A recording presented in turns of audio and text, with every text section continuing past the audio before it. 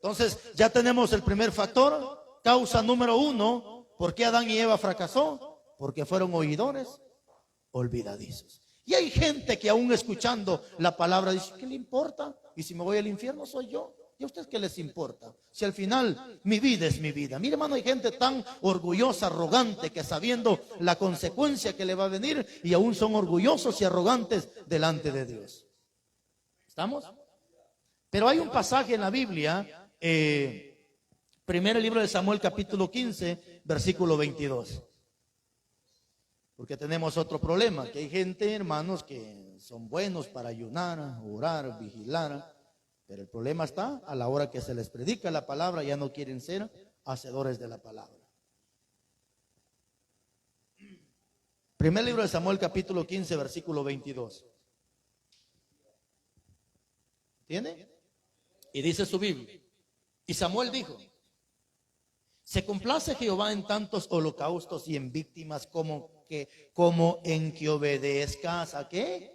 A las palabras de Jehová. Ciertamente el obedecer es mejor que el sacrificio y el prestar atención que la grosura de los carneros. En otras palabras, parafraseemos este texto. ¿De qué le sirve que usted sea un buen orador, un buen ayunador, un buen lector de la Biblia, si a la hora que Dios le habla a través de la palabra, usted lo primero que muestra es irreverencia a la palabra de Dios? Cheque eso, por favor, que hay gente, hermanos, que cuando se les está predicando, están viendo para allá, están leyendo la Biblia, están haciendo cuanta cosa, y lo que menos hacen es prestarle atención a la palabra de Dios. Y el no prestarle atención a la palabra de Dios nos puede incluso traer consecuencias delante de Dios. Y una de las consecuencias que nos puede traer a no prestarle atención a la palabra de Dios, Dios dice en su palabra, cuando tú me clames, yo no te voy a escuchar.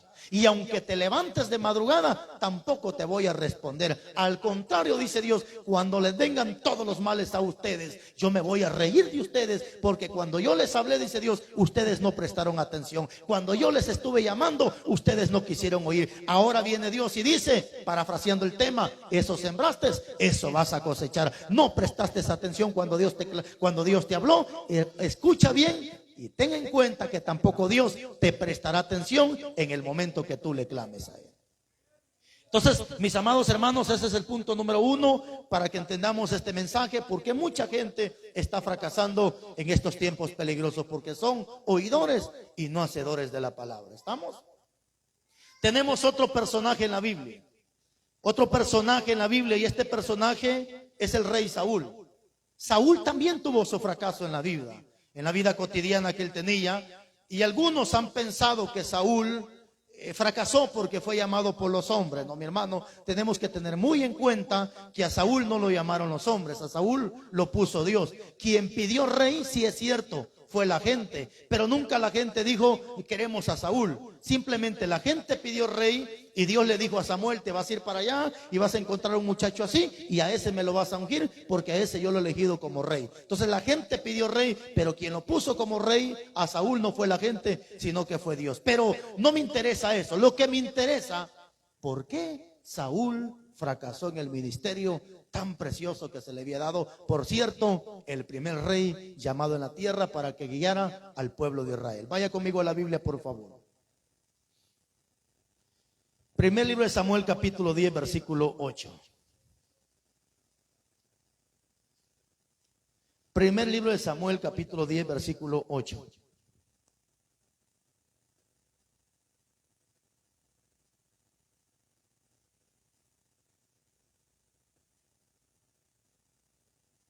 ¿Lo tiene?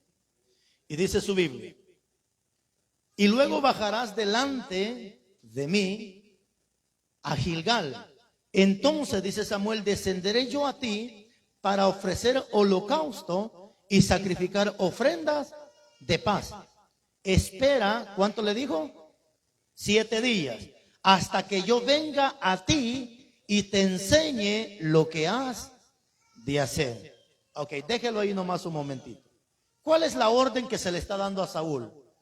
Samuel está recibiendo palabra de parte de Dios para dársela a Saúl. Entendamos una cosa, mi hermano, que aunque sea hombre, sea mujer el que está leyendo la Biblia, pero al final yo no tanto le voy a poner importancia al hombre, sino la más importancia tiene que ser a la palabra de Dios. ¿Estamos? Porque hay gente que dice, pero ¿cómo este me va a corregir a mí si este está chueco? ¿Cómo este me va a venir a hablar a mí? Hermanos, no seamos orgullosos ni arrogantes. Si el que lo está exhortando a usted está más chueco que usted, pero por lo menos usted escuche el consejo de la palabra. Porque a veces un borracho en la calle nos puede dar un consejo, ¿cierto o no cierto? A veces un borrachito en la calle, un drogadicto en la calle nos puede decir una gran verdad. No va a salir usted de arrogante. ¿Y qué borracho hijo del diablo me quieres corregir a mí? Tranquilo, sea sabio. La Biblia dice, aconseja al sabio y el sabio aumentará su saber. Ok, entonces la orden se le está dando a Saúl. Espera 7 días. Hermanos, la palabra estaba facilito. Espera 7 días hasta que yo venga y le preparemos el holocausto a Dios. Brínquese el capítulo 13, versículo 8 del primer libro de Samuel.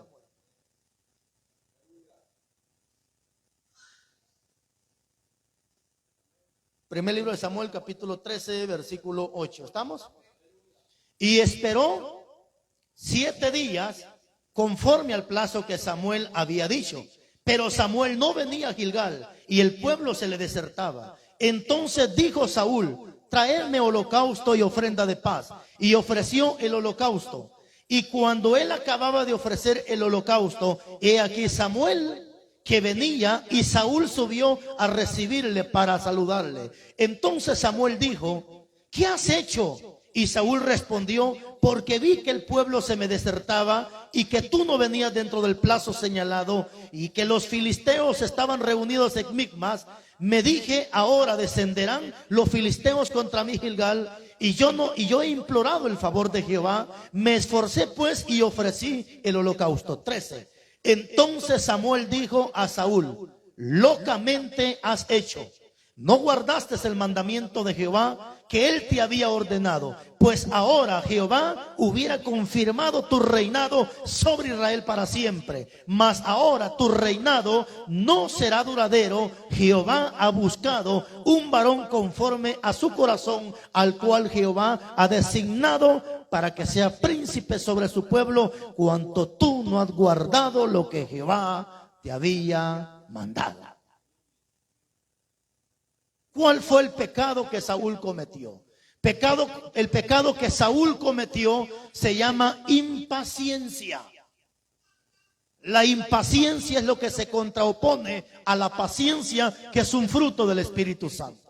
Mucha gente por impaciente ha hecho locuras al igual que Saúl. Mucha gente por impaciente, por no esperar el tiempo perfecto de Dios, algunos han cometido la locura, incluso de irse a meter con un brujo, y no han sido pacientes esperando el tiempo que Dios tiene para ellos. Otra gente impaciente no ha sabido superar el proceso, la escasez que le ha venido, y por ser impacientes se fueron para los Estados Unidos y también fracasaron. ¿Por qué? Porque no esperaron el tiempo exacto que Dios tenía preparado para ellos. A Saúl se le dio fácil. Se le dijo, espera 7 días. Y cuando yo venga, le dijo a Samuel, yo preparo el holocausto. ¿Qué pasó con Saúl? ¿Esperó los 7 días? Sí, esperó los 7 días, pero no esperó el minuto exacto en que Dios tenía preparado para él. ¿Qué hizo Saúl? Preparando, estaba en el día 7º el holocausto, cuando se aparece Samuel y le dice, ¿qué pasó? ¿Qué hiciste? Locamente has hecho. Si hubieses esperado el mandamiento que Dios te había dado, tu reinado hubiera sido duradero. Pero por cuanto no esperaste, a tu reinado se le ha puesto fin. Entonces, mis hermanos, la paciencia es un fruto del Espíritu Santo. Que si usted no tiene la paciencia y es impaciente, un mes más va a tardar dentro de la iglesia, y cuando preguntemos por usted, va a estar cantando que se cayó de la nube en que andaba. ¿Qué pasó? Impaciente.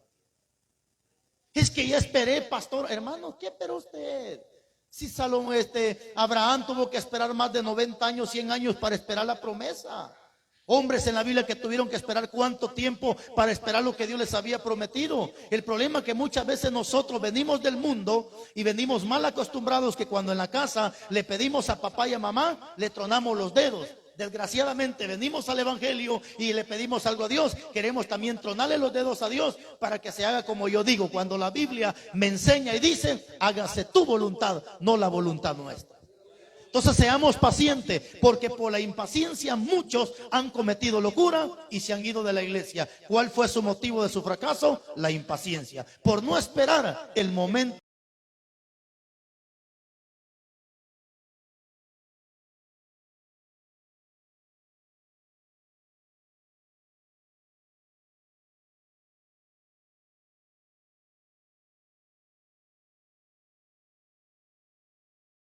exacto que Dios. El hombre a su debido tiempo también tuvo su fracaso delante de Dios. Es cierto que no se perdió para condenación eterna, pero sí tuvo su fracaso en el transcurso de su ministerio. Ahora, pero ¿cuál fue el problema de Sansón? ¿Cuál fue el pecado que Sansón cometió? Uno de los pecados que Sansón cometió fue el descuido.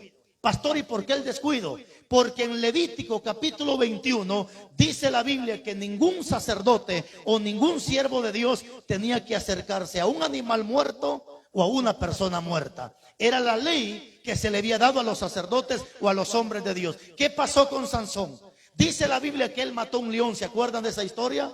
Y al poco tiempo llega, ¿y qué había en la boca del león? Había un panal de miel. Y se acerca, agarra la miel y la come. Él sabía que por mandato de Dios no podía acercarse a un animal muerto. ¿Cuál fue el pecado que Sansón cometió en sí?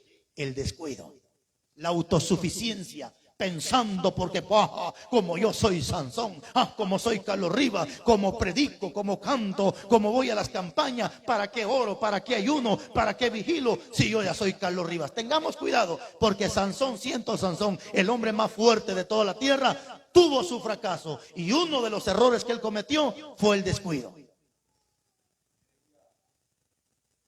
Ahorita hay mucha gente que está descuidando su salvación. Que como ya canta, como ya predica. Hermanos, el hombre que anda en las calles predicando es el que más tiene que orar. El hombre que anda en las calles predicando es el que más tiene que ayunar.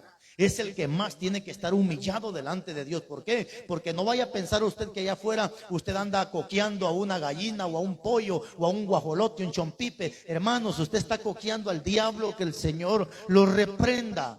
Los apicultores, ¿sabe quién es un apicultor? Es aquel que saca la miel de los panales. El apicultor, a pesar que él es apicultor y ha estudiado para eso, el hombre usa un velo, usa guantes y usa una armadura para poder sacar la miel. Y a pesar que usa toda esa armadura, siempre hay abejas que le pican su cuerpo. A pesar que el hombre se cubre de todo esto. ¿Qué está pasando hoy en día? Sansón, como era el hombre más fuerte, pensó que Dios nunca se iba a apartar de él. Y ojo con esto, porque cuando él conoció a Dalila y empezó a mentir, Sansón ya había cometido pecado. ¿Desde dónde? Desde cuando se acercó a ese animal muerto, él ya había cometido pecado. Ojo con esto, hay gente dentro de la iglesia que ahorita ya está embarazada de pecado. Lo dice Salmo 7:14. Algunos también panzuditos de pecado, ya los embarazó el diablo. Algo otro dice que ya dieron a luz y lo que tuvieron fue mentira. Y la Biblia me dice en Juan 8:44 que Satanás es el padre de la mentira. Entonces, ¿quién embarazó a estos muchachos? Los embarazó el diablo.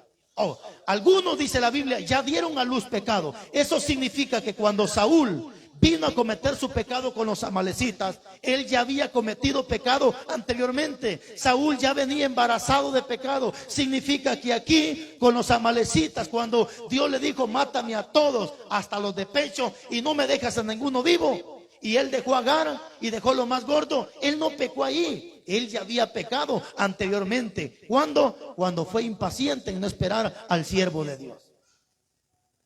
Pero como la Biblia dice que hay pecados que se hacen patentes a corto plazo, mientras algunos hacen patentes a largo plazo.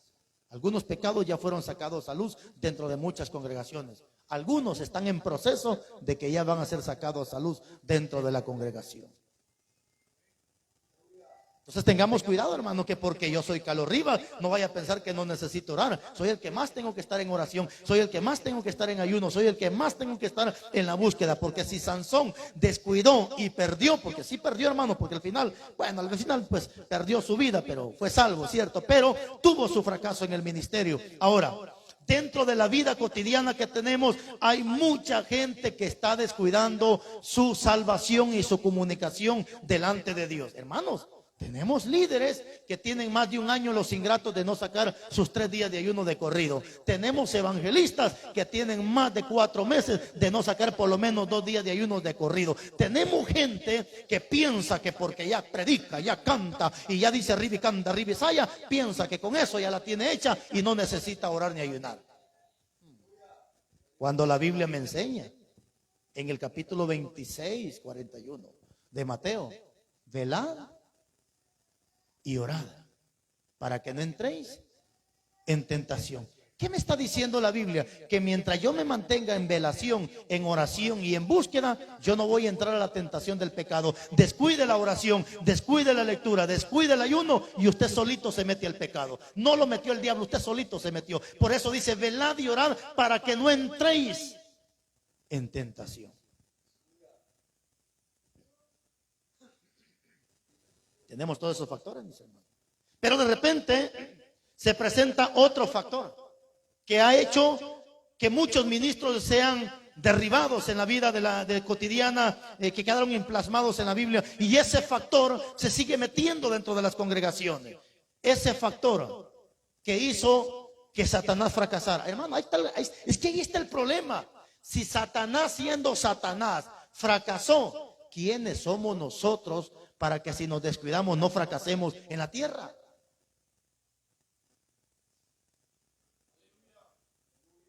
Dios no formó a Satanás, él hizo un querubín, pero tuvo su fracaso no en la tierra, su fracaso fue en el cielo.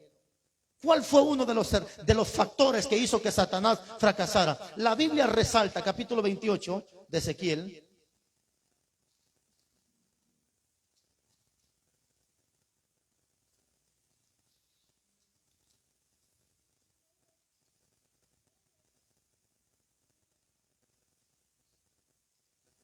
Ezequiel capítulo 28, vamos a leer del 13 en adelante.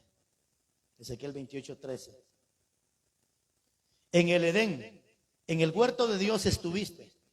De toda piedra preciosa era tu vestidura, de cornelina, de topacio, de jaspe, crisólito, berilo, de ónice, de zafiro, de carbunclo, esmeralda y oro. Los primeros de tus tamboriles y flautas estuvieron preparados para ti en el día de tu creación. 14. Tú, querubín, grande protector, yo te puse en el santo monte de Dios. Allí estuviste, en medio de las piedras de fuego te paseabas. Perfecto eras en todos tus caminos, desde el día en que fuiste creado hasta el día en que se halló a ti maldad. A causa de la multitud de tus contrataciones, fuiste lleno de iniquidad y pecaste contra mí. Por lo cual yo te eché de los montes de Dios y te arrojé de entre las piedras de fuego, oh querubín protector. 17. Se enalteció tu corazón a causa de tu hermosura, corrompiste tu sabiduría a causa de tu esplendor. Yo te arrojé por tierra delante de los reyes, te pondré para que miren en ti. ¿Cuál fue el factor que hizo fracasar a Satanás? Uno de los factores fue el orgullo. ¿Sabe qué he aprendido del orgullo? Que el orgullo no solamente está en el rico. Hay mucho orgullo dentro del pobre. No solamente está el orgullo en aquel que sabe mucho de Biblia. También hay un orgullo en aquel que no sabe nada de Biblia. El orgullo es un pecado terrible. Cheque cuándo empieza el orgullo. Ojo con esto. Hay gente que se acuesta a dormir y no ora. Hermanos, eso ya es chispa de orgullo. Eso ya es una chispita de orgullo. ¿Sabe por qué? Porque cuando usted se acuesta a dormir y dobla sus rodillas, usted está reconociendo que si está llegando a la cama no fue por su conocimiento ni por su fuerza, sino usted está reconociendo que si está llegando a la cama fue por la misericordia de Dios que no permitió que lo mataran, que le robaran, que lo accidentaran, que le pasara nada. Y usted dice: Señor, gracias porque llegué con bien a mi camita y en paz me acostaré. Eso es acto de humildad, hermano. El orgulloso simplemente se acuesta, se levanta y piensa que lo que tiene lo hace por su propia fuerza, cuando nosotros sabemos que separados de Dios podemos hacer nada. Ahí empieza el orgullo.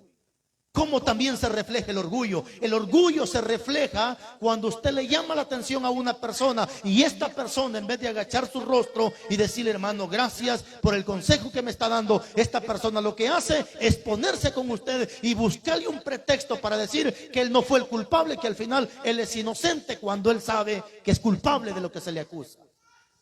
Ojo con esto. Alguien me hizo una pregunta muy bonita e importante. Me llama una muchacha, pero en la pregunta y en la forma de hablar se le escuchaba la soberbia que había a esta muchacha. Soberbia, orgullo, altivez, es lo mismo, mis hermanos. Y me dice la pregunta: oiga, pastor, si su Dios es amor y si su Dios es perdonador, ¿por qué su Dios no perdonó a Satanás? Yo dije, qué interesante es esta pregunta. ¿Y sabe por qué Dios no perdonó a Satanás? Porque Satanás nunca pidió perdón. ¿Y por qué Satanás nunca pidió perdón? Por causa del orgullo que había dentro de él. Así se caracteriza una persona orgullosa, hermano. Que el orgulloso prefiere irse de la iglesia, prefiere quedarse antes que venir, doblar rodillas y pedirle perdón a Dios por sus pecados que ha cometido. Por eso dice la Biblia, si se humillare mi pueblo, porque la humillación es el contraste del orgullo que hay en una persona.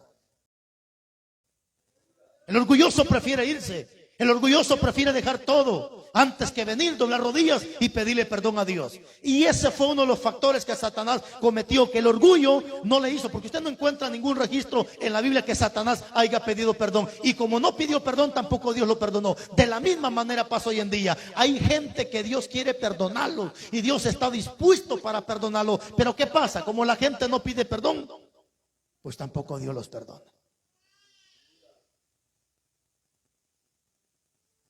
Nabucodonosor fue otra persona que también el orgullo se lo trajo para abajo. Y hay un pasaje en la Biblia, hermano Samuel, léamelo por favor, capítulo 16, versículo 18 de Proverbios.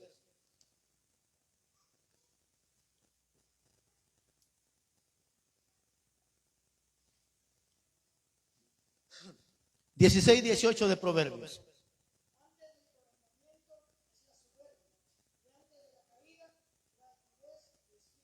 Antes de la caída, ¿qué dice?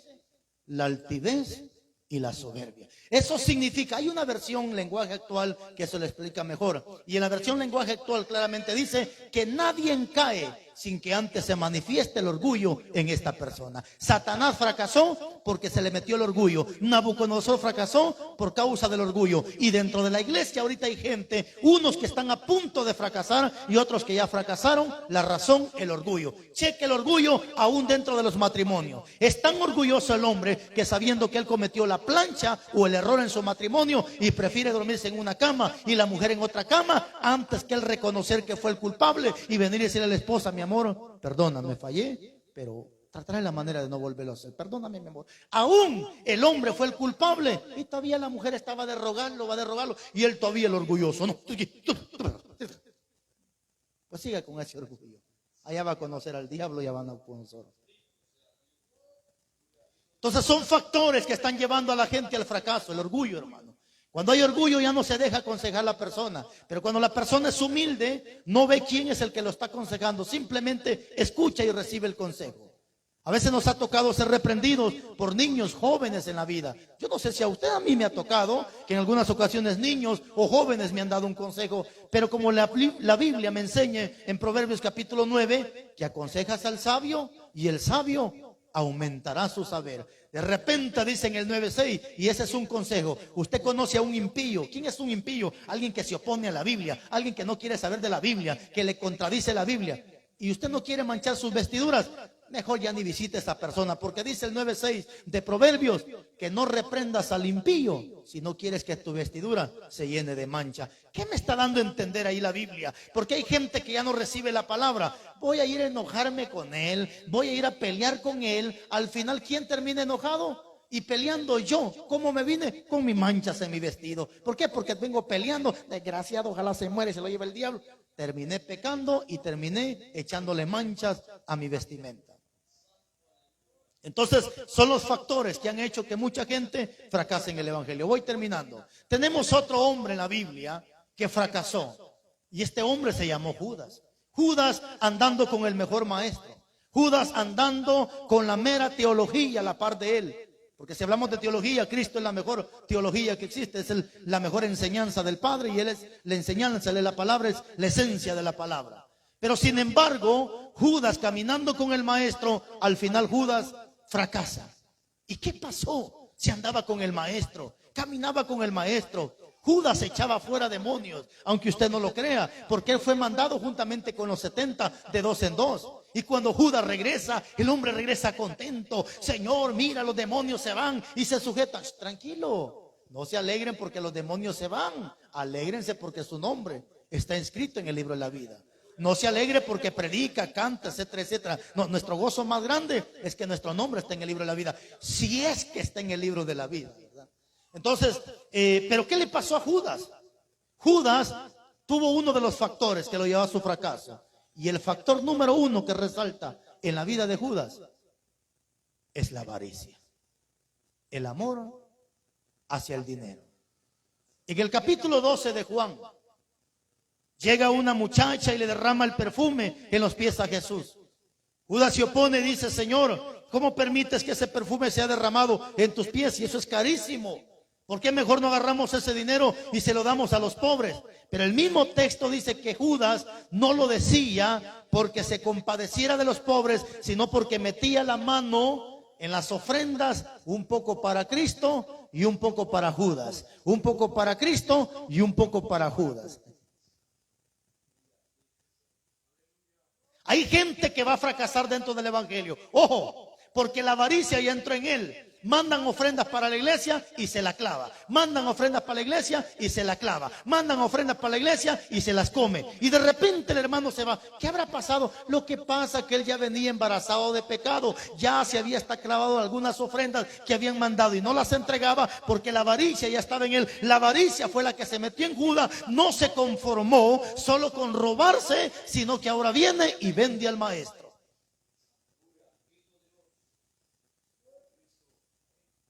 Si salen 2 y 2 a predicar, 50 quetzales le regalaron, choca cada uno, hermano. Mandaron 100 quetzales, 50 cada uno. Son 4 de a 25 cada uno. Pero no se quede con la mayor parte porque es avaricia.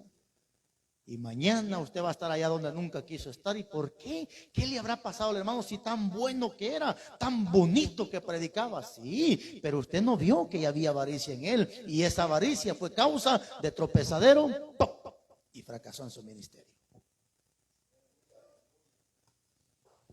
Mis hermanos, si yo sigo con este estudio, pues les puedo dar muchos y muchos ejemplos más. ¿Cuáles son los factores que están llevando al fracaso a mucha gente? Pero creo que con esto poco que hemos escuchado, tal vez no es suficiente, pero es parte de nuestra salvación, que no descuidemos lo más lindo y precioso que tenemos, que es nuestra salvación. Si Judas cometió ese error, nosotros no lo vamos a hacer. Si Sansón cometió ese error, yo no lo voy a hacer. Saúl cometió ese error, yo no lo voy a hacer. Adán y Eva cometieron su error, tampoco lo voy a hacer. Satanás y Nabucodonosor cometieron sus errores, yo no lo voy a hacer. ¿Por qué? Porque no quiero fracasar. Pero si ahorita usted escuchó y se le olvida y al rato hace lo que se le dijo que no hiciera, otro fracasado más dentro de la iglesia. Y le voy a pedir un favor, no vaya a culpar a Mano Isaac ni a nada, no culpe a nadie, mejor diga: pastor, yo fui el culpable de irme de la iglesia. Dejé de orar, dejé de ayunar, por esa razón fui un oidor olvidadizo, se me metió el diablo, me llené de orgullo y la avaricia entró en mí, por esa razón, pastor, yo me fui de la iglesia. Pero ¿sabe qué? Quiero volver a la iglesia. Hasta el día de hoy he encontrado creo que 2 parejas nomás, en todo el bendito tiempo que llevo de servirle a Dios, que han reconocido y me han dicho: pastor, fue mi culpa que yo me fui de la iglesia. La demás gente no, hermano. Culpan al marido, a la mujer, al pastor, al diablo, otros le echan la culpa a Dios y si no le echan a todo, tal que la gente busca un culpable, pero nunca ellos tuvieron la culpa de su fracaso. ¿Estamos? ¿No hay ninguna duda? ¿Todo bien? ¿Nos vamos?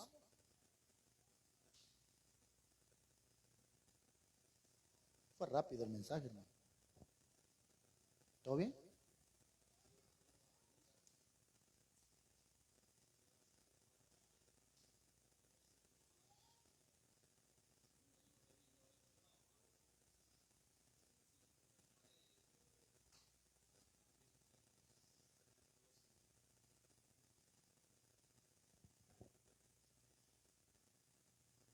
De manera literal no lo hay. De manera literal no lo hay. Pero por eso hay de manera literal que diga: Pedro fue bautizado, Juan fue bautizado, Judas fue bautizado y etcétera fueron bautizados. De manera literal no lo hay. Pero por eso existe un curso en el diaconado que se llama discípulo discipulador. ¿Qué significa el discípulo discipulador? Que ellos nunca van a enseñar lo que ellos nunca aprendieron. Por eso Pablo dice en la primera carta de Corintios: lo que yo aprendí del Señor es lo que yo también les enseño a ustedes. Y de repente vemos tantos ejemplos de que los profetas le están hablando de lo que Cristo les enseñó, ahora vienen y también lo enseñan ellos. Significa que ahí me está dando la pauta de que entonces sí fueron bautizados. Pero el problema está de que de manera literal que le hable con texto y coma y punto y aparte, ¡pac!, inflamado, no lo hay. Pero no pueden ellos exigir algo que ellos mismos no hicieron. Ni tampoco Dios puede, ni va a permitir que alguien venga, porque al final toda la palabra es inspirada por Dios. Entonces eso me lleva a la pauta de que sí, ellos fueron bautizados. No necesito un registro bíblico, ahora sí aplicando lo que se le dijo ¿a quién fue el que se le dijo? Bienaventurados los que creen, los que vieron y no creyeron, y ahora nosotros que no vimos, a Tomás. Sé creyente, porque bienaventurados los que no viendo, pero creen a la palabra. Entonces yo no vi un versículo, pero sí creo, basado a los textos, que me dice que ellos no pueden hacer nada, sino porque lo recibieron del Padre, definitivamente. ¿Estamos? ¿Algo más? ¿O nos vamos?